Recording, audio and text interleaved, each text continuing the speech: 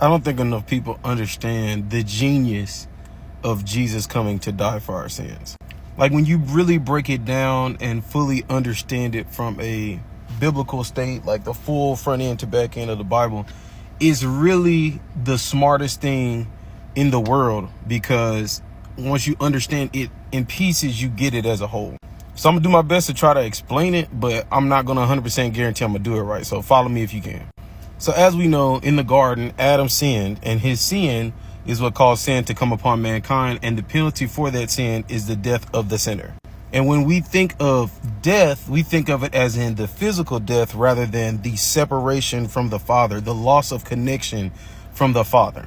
So after God kicked Adam and Eve out of the garden, his whole point, like I've said before, was to get us back to a state where we could be back connected to him in the manner that he intended when he created Adam. And to do that, he sent his son, Jesus. Now, Jesus, being God, limited himself in flesh by wrapping himself in Mary's DNA, coming down as a person, and in him living the perfect life that Adam couldn't live, and living and following the law perfectly that we couldn't live. He sacrificed himself on the cross. And therein is the first part of the genius, because this isn't some random human being that was created by two human beings. This is God himself wrapping himself in flesh to limit himself to our capabilities and showing us what perfect faith, perfect everything from a biblical standpoint we could do as humans. In essence, Jesus showed us what peak humanity would look like. So in him doing that, of course, he was sacrificed, and then he died, and our sins were paid for. But the ultimate genius in that is, of course, the penalty and the payment for sin is separation from God.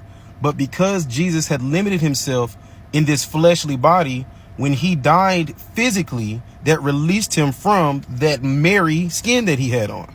When Jesus died physically, that released him from the skin suit that he was limited to, so that he could be the God that he had always been inside. And since we defined death earlier as separation from God, you cannot separate God from God. Ephesians 4 talks about how Jesus descended down into the depths below after his death, but also was raised up into heaven. And that also just shows once he had become God himself, he went where we would go, being hell or eternal separation.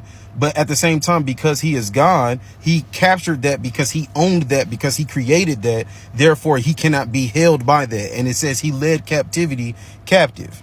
And that's why I said the genius of the sacrifice is amazing to me, because Jesus knew that him being God, his death would not be eternal, because death has no hold over God. So he essentially sacrificed himself, knowing that in the end he would be able to go back where he came from. So it was no loss to him. The alternative being God destroying the earth and all of mankind eternally, and us being permanently separated because we couldn't pay that price and then ascend back up to heaven afterwards.